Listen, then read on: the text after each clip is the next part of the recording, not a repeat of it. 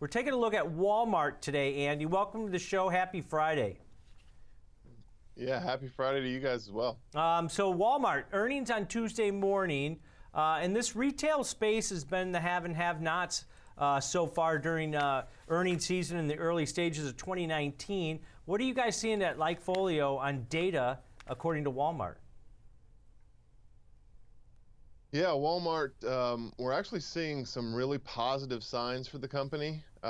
So what's on the screen right now is purchase intent mentions for online ordering from Walmart. So this is people actually talking about buying things at walmart.com and through Walmart's online channels over the course of a 6-year period. And you can see a nice little uptrend has turned into something a little bit greater than that. It's actually accelerated over the last year or two.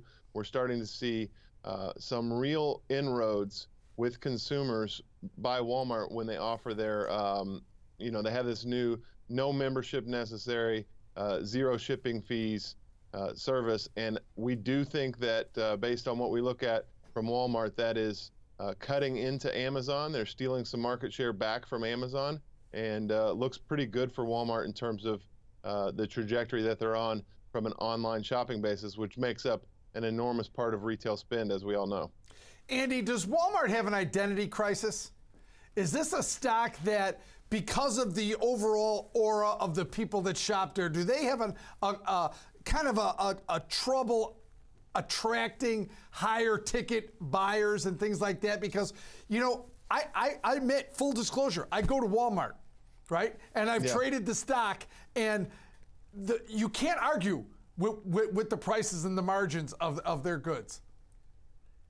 Yeah, you're right, though. So there is a stigma against going to Walmart. I think that kind of disappears when Walmart comes to you and just drops a package at your door. And so that's what we're starting to see with consumers. We're starting to see consumer happiness moving up because people are actually satisfied and happy with the experience of buying online from Walmart. And, that chart that we showed earlier, very strong. Consumers are happier with the brand, and a lot of it is based on the fact that they don't have to go into those stores now. Yeah, I think that's a big takeaway from Walmart's last report, which they saw really big. I think it was over 30% gains in that where you order online and you pick up at the store. They come and bring it out to your car. You're in and out in 2 minutes flat, and that's really picked up some steam. And they started advertising for that during the Super Bowl, too, with a pretty good ad.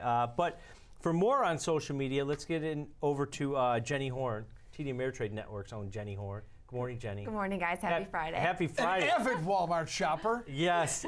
Avid shopper. Avid shopper. Never. Would she say that? No, well, she lives in the city, so it's tough. It is tough, but the online thing is huge, and I always have a hard time making the parallel between Amazon and Walmart because Amazon is such a great website, but recently I'm moving, so I've been looking for furniture, and Walmart's website is fantastic. So I've been pleasantly surprised looking at their website, and that's just something I've come across recently, and I saw that completely on social media this morning. So yeah, we talk about scale all the time, Kevin and I do. Walmart's scale allows them to actually have better pricing on a lot of items. That margins. Absolutely, yeah. It's hard to compete with their margins. Yeah. It is. So our first tweet says, Walmart doubled. Who would have thought this is the one making my Friday? Booyah. So they're right around their weekly highs today. What are you watching going into earnings next week? Just from that retail sales data that we got yesterday, that was underwhelming to say the least. Right. It was miserable to, if you want to really take a stab at it. But I look at going into the latter stages of 2019, what their guidance is going forward. We've seen that so many times this earnings season is a company can beat on EPS and revenue, but they guide softer moving into 2019.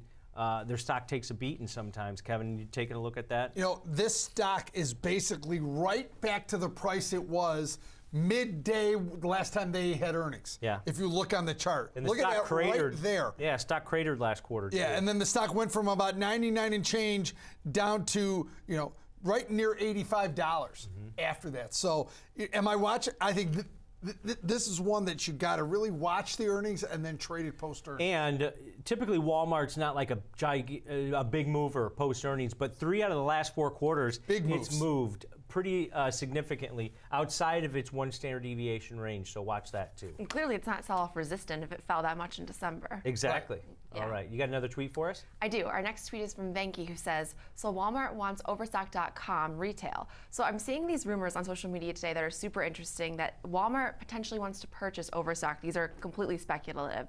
But why exactly would they want to get into this space? How could this help the company? Andy, do you guys have any data on that you would look at or compare Walmart to, whether it's Target or something like an Overstock, where it's got like it's a niche player in that online sales, where this might actually be a good purchase if this actually came to fruition?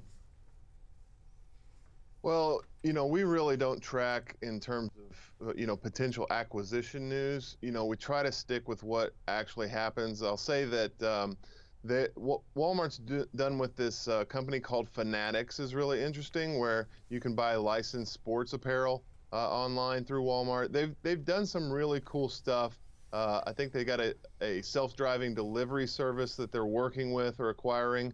And so I know Walmart is being aggressive in their partnerships and potentially acquisition strategies. But in terms of Overstock, that's a company we track, and consumers are fairly happy with it. I wouldn't say anything standing out to me that would make me think, wow, Walmart would really benefit on a consumer brand perspective from owning that company. So I think that's really speculative and kind of outside of my wheelhouse. But what I will say is the inroads that Walmart's making with consumers in online spending actually makes me think that a acquisition of a traditional online channel would be less likely rather than more likely.